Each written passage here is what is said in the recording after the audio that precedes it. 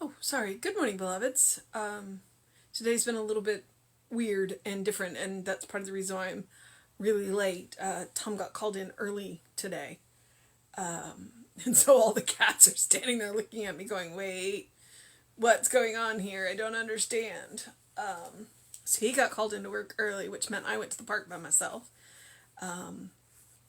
And I did at one point get swarmed by squirrels and blue jays, and I don't know if any of my blue jay pictures came out at all because trying to throw peanuts and take pictures of blue jays who are really fast, we'll see. So yeah, that's why I am running really late today. I had the time to spend a little bit of extra time in the park, so I took it.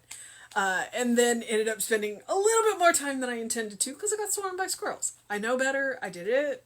It is what it is. So, sorry about being late. Of course, if you're watching this on YouTube, then it doesn't matter. It is July 10th. Our title is I Am Spirit. Our Bible quote is, now there are diversities of things, but the same Spirit. It is the Spirit that quickeneth. And the first part of that is 1 Corinthians 12:4, and the second one is John 6:63. Okay, out of unity comes variety. All things are made from one formless substance. The invisible essence of everything is pure spirit. It is a realization of this spirit at the center of everything that enables us to see God in everyone. It is the spirit that quickeneth. When we recognize the spirit in everything or everyone, there is an equal reaction from the spirit back to us. We are made more alive through the divine influx which follows our recognition. I believe there is but one power and presence in the universe, which is God, the living Spirit Almighty. Therefore, disregarding any appearance which seems to contradict this divine fact, I press forward with the certain knowledge that I am forever one with the invisible presence which is able, ready, and willing to direct all my ways. I know that her ways are ways of pleasantness, and all her paths are peace. Today I walk in these ways of pleasantness, and no wind can blow my bark astray. Today I am resolved to see the Spirit in everything. Therefore, today I know that my own spirit is quickened. I know that there is an inner presence in everything I shall contact which will respond to me. I know that everything is alive, awake, and aware with presence, that in all the changing scenes of my experience, I shall be contacting this one presence. Therefore, I go forth to meet the divine, to enjoy his bounty, and to consciously live in his house forevermore. Okay,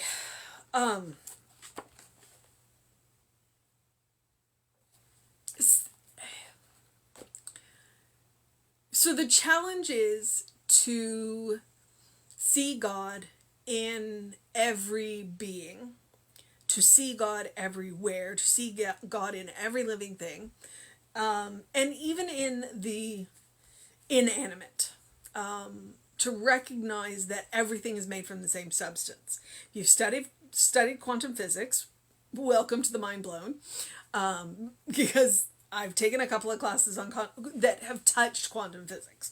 I cannot even say that I have scratched the surface of quantum physics, but even there, just Newtonian physics, we're all made of the same neutrons, electrons, and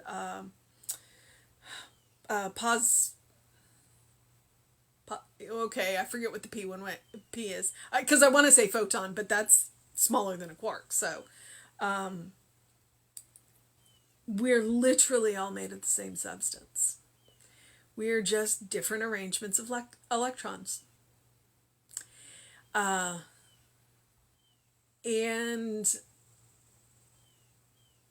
that consciousness goes all the way down. Electrons make decisions. So we are all spirit. So as we recognize and rise to the challenge of recognizing the spirit around us, when we are dealing with people who don't know who they are, then when we can recognize, when we within ourselves recognize who they are, then the thinker back of them, the consciousness back of them knows who they are and recognizes your recognition, and it changes the way you interact, even if it's changing on a subconscious level for them. They may not necessarily be aware of what it is. And I'm not talking about manipulation. I'm talking about recognizing each other as children of God. Because when we recognize each other as children of God, we tend to treat each other better. And so you, recognizing another person as a child of God, even when they don't recognize themselves or you as a child of God, because that happens, but it changes the way you interact with them, which changes the way they interact with you, and it changes the way they interact with the next person. We talk a lot about contagion, and good is contagious too. When you are kind to someone, then they have a tendency to be kind to the next person they meet, even if they are not kind to you. So it's worth it. It's worth it. Because underneath our ego, that spirit recognizes that it's been recognized. So when when we let our egos drive, there is still a spirit beneath that recognizes who we are. So even when our ego is being really loud in our ear, proclaiming whatever it is, then the spirit is still back there behind the ego going, no, it's okay, and patting ego gently on the shoulder. And eventually ego will quiet down and let spirit drive. And that's our goal. And so the first step is to recognize that we are all spirit.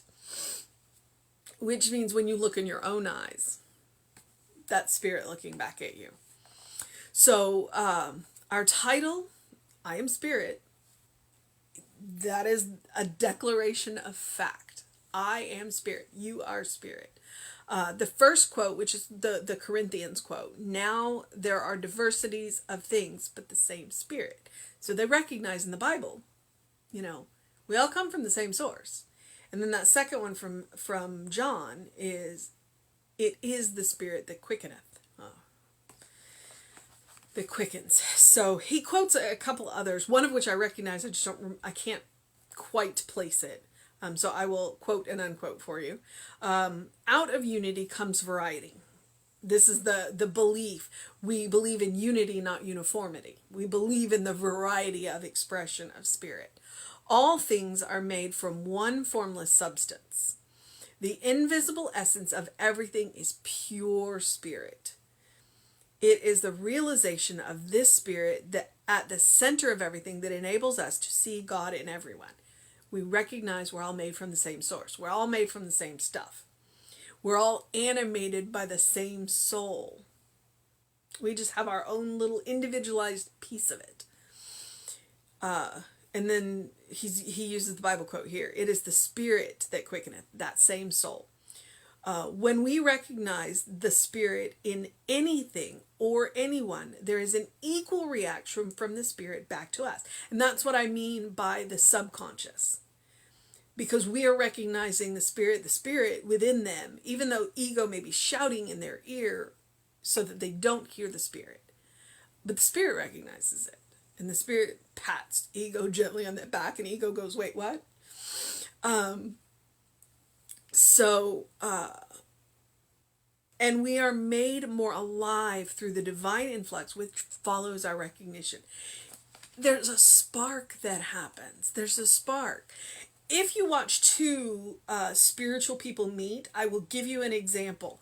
Watch any interaction between the Dalai Lama and Bishop Desmond Tutu. those are two incredibly spiritual people. And when they meet, the joy is almost visible. Well, the joy is visible, but you know what I mean. So when you see two spiritual people meet, it's visible. The spirit is visible. It's made visible. And when two people who are spirit but are letting ego drive, meet, you can see that too. And then when you see a person who's not quite there yet meet somebody who in the moment is there, because I'm not going to say that I'm in the moment all the time. It's like I have my moments just like everybody else. It's like some days I am a, absolute spirit in motion, and some days I'm ego in motion. But in those moments when I'm quiet, I'll see it. I'll see it. I'll recognize it. Sometimes it's dramatic and sometimes it's quiet. But it's fun to look for. It's fun to look for. And like I said, it's not manipulation. It's kindness, it's compassion, it's love. So, knowing somebody for who they are, recognizing them as a child of God, even if you don't say it, it makes a huge difference. It makes a huge difference. It makes a difference in your day and it makes a difference in theirs. Even if you never hear about it. I believe there is but one power and presence in the universe, which is the God, the living Spirit Almighty. Therefore, disregarding any appearance which seems to contradict this divine fact, any appearance which seems to contradict the divine fact. So we are disregarding appearances. We are looking beyond. I press forward with the certain knowledge that I am forever one with the invisible presence, which is able, ready, and willing to direct all my ways. I am willing to be guided by. It is always willing to guide me, but I have to be willing to take the direction. It is never going to force me. Spirit is never going to force you. But if you ask, it is more than willing to take your hand and show you the way. That's the personal responsibility. We have to be willing. I know that, and here's open quotes, her ways are the ways of pleasantness and all her paths are peace, close quotes. I believe that is from a psalm, and it is one of the psalms about wisdom. I've read it before. Ernest doesn't cite his sources. So I know her ways, wisdom's ways, are the ways of pleasantness, and all her paths, wisdom's paths, are the paths of peace. Wisdom's just another word for spirit. Today, I walk in these ways of pleasantness and, open quote, no wind will blow my bark astray, close quote. I have no idea where that comes from. I'd have to Google that one. No wind can blow my bark astray. When I know who I am, nothing can blow me astray.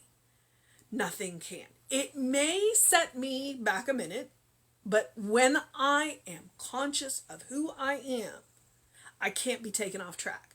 When I forget who I am, oh yeah, I can be blown all over the place. So the goal is to be more and more and more conscious of who we are. That we're children of God, that we are divine sparks, that we are splinters of this amazing infinite soul, that we are unique expressions of the divine. And when we know that, we can't be blown astray. When we forget that, we can, but then all we have to do is recenter ourselves, go back to Spirit and say, help me here, help me here. And Spirit will give us all the guidance that we need. Rita has made her appearance.